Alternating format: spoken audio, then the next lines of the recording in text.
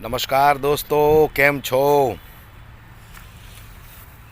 હવે છેલ્લા લગભગ 20 દિવસથી આ લોકો ઇકોઝોન લઈને ઉપાડો લીધો છે. હવે સાસણગીરની અંદર આ લોકોએ ઇકોઝોન લાગુ કરવો છે.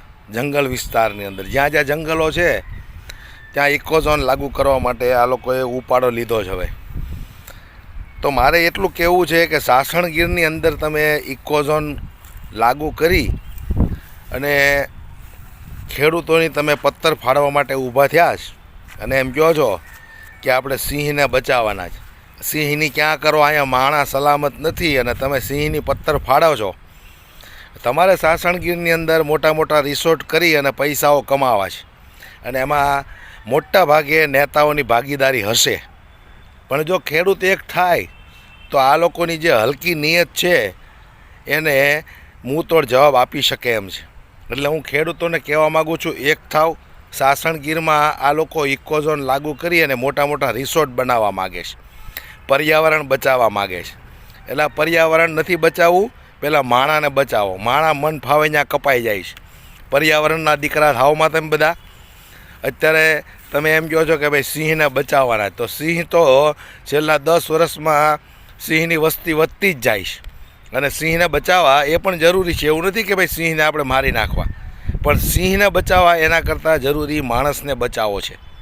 તમે અત્યારે જે હાલી નીકળ્યા છો ઇકોઝોનના દીકરા થઈ, એટલે હું કહેવા માગું છું સૌ લોકોને કે આ લોકો ત્યાં રિસોર્ટ કરી અને પૈસા કમાવાની વૃત્તિ છે.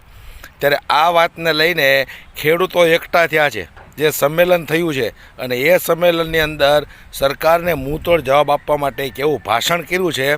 સૌથી પહેલાં તો તમે એ ભાષણ સાંભળો, વિડીયોને ખૂબ શેર કરજો, દરેક લોકો સુધી પહોંચાડો, દરેક લોકોને ખબર પડે કે આ લોકોની સામે હવે આપણે એમ એક થઈને લડવું પડશે. નકર આ લોકો માણસને નહીં જીવવા દે.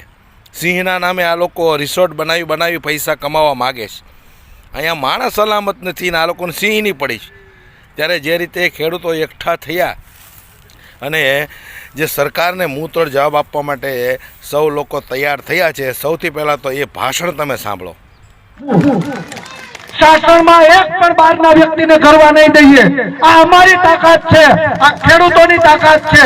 જો તમે અમને કંટ્રોલમાં કરવા માંગતા હોય તો અમે પણ ખેડૂતના દીકરા છીએ. અમે પણ તમને બાનમાં લેશું અને અહીંયા એક પણ પ્રવાસીને કે એક પણ રિસોર્ટ વાળાને અંદર ઘૂસવા નહીં દઈએ. અને આ તાકાત આપણે બતાવવાની છે. તો તૈયાર છો ને એના માટે? તો આવી લડત લડવી પડશે. ધીમું તો ખૂબ લડ્યા, ખૂબ સભાઓ કરી, ખૂબ મીટિંગો કરી, ગામડે પ્રવાસ કર્યા, પરંતુ આ જાડી ચામડીના જે કહેવાતા અભણ અંગૂઠા છાપ આપણે અહીંથી જે ચૂંટીને ગાંધીનગર મોકલા છે ને, એમને એકેયનું પેટમાં નથી પડતું. અને એટલે તમામ પ્રકારે તમે હું જાણો છો, હમણાં સહાયના નામે પણ તમને મને ટુકડો આપી દીધો. સહાય પણ નથી આપતી. સહાય ન આપો તો કઈ નહીં, પણ અમારા બાપ દાદાએ જે અમારા માટે અમારી જમીન રાખી મૂકી છે એની ઉપર નજર નાખતા નહીં, નહીતર તમને બાડા કરતા પણ અમને આવડે છે. આ તાકાત છે અમારી. વાત આવે છે જંગલ ખાતાની, તો જંગલ ખાતા વાળા પણ એવું કહે છે કે આમાં બીજો કઈ ફારફેર નહીં થાય, પણ તમારી 7/12 ખાલી ઇકો સેન્સિટિવ ઝોન એટલું લખાઈને આવશે. શું કામ? અમારે અમારા બાપ દાદાની જમીનમાં જો અમારે અમારું નામ રાખવું હોય તો તમારું 7/12 અમારા 7/12 તમારું ઇકોઝોન નું નામ તો અમે નહીં જ રાખવા દઈએ. હવે એવી લડાઈ લડવી પડશે કે કાં ઇકોઝોન અને કાં અમે. તો તૈયાર છો ને? ઇકોઝોન જોઈએ છે કે આપણે? આ લોકો એમ કે છે કે સિંહનું સંવર્ધન કરવાનું, તો હું એમ કહું છું કે સિંહની સંખ્યા તો છેલ્લા 10 વર્ષમાં વધવામાં છે. સિંહની સંખ્યા તો દિવસે વધતી જાય છે અને કઈ વાંધો નહીં, સિંહ પણ અમારો મિત્ર છે. વનનું પણ અમે એટલું રક્ષણ કરીએ છીએ અને ત્યારે સિંહની સંખ્યા વધે. પણ મારે તમને છેલ્લો એક સવાલ પૂછવો છે કે આ પૃથ્વીના પેટાળમાં સિંહ જરૂરી છે કે માનવજાત?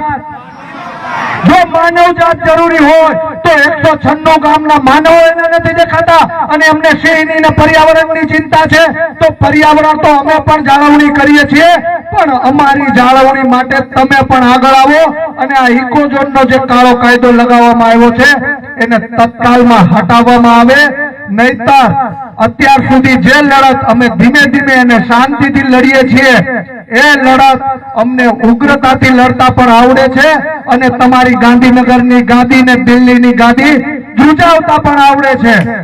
આ વિશ્વાસ સાથે અને તમારા બધાના સાથ અને સહકારની સાથે હું વધુ વાત નહીં કરતા, પ્રવીણભાઈ પણ હમણાં થોડી વારમાં પધારે છે, તમે વિચાર તો કરો કે જેમની ઘરે આજે દીકરાનો જન્મ થયો હોય અને એમના તાજા જન્મેલા બાળકને મૂકીને તમારા અને મારા માટે લડવા અહીંયા પધારી રહ્યા છે, તો આવા લડવૈયા આપણી પાસે છે, જરૂરિયાત છે તમારા સાથ અને સહકારની।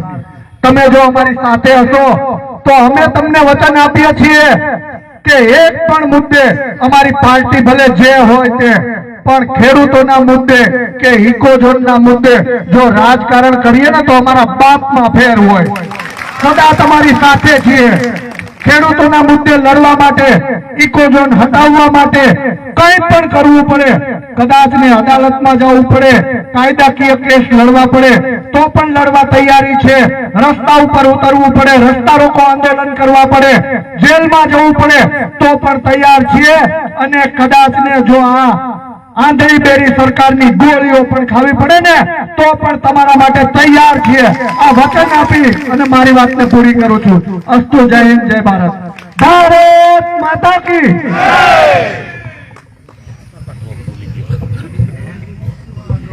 Doctor Hiteshbhai Vaghasiya, thank you, ખૂબ ખૂબ આભાર। બહાર જે ભાઈઓ ઉભેલ હોય અને વચમાં અમુક જગ્યાએ જગ્યાના ખાલા છે તો થોડા દબાઈને બેસે એટલે બીજા કોઈ આવે તો પાછળ બેસી શકે। તો આ વિડીયોને વધુમાં વધુ શેર કરી અને દરેક લોકો સુધી પહોંચાડો ને હું તો એમ કહું છું કે એક થાવ, નહીંતર આવડા લોકો તમને છે ને જીવવા નહીં દે, ખાસ કરીને ખેડૂતોને તો આ લોકો પતાવી દેવા માગે છે, એટલે એક થાવ। સાસણગીરની અંદર કોઈ પણ રિસોર્ટ કરે, કોઈ પણ ઘરે બહારનો વ્યક્તિ, તો એને મુંહ તોડ જવાબ આપો બધા એક થઈને।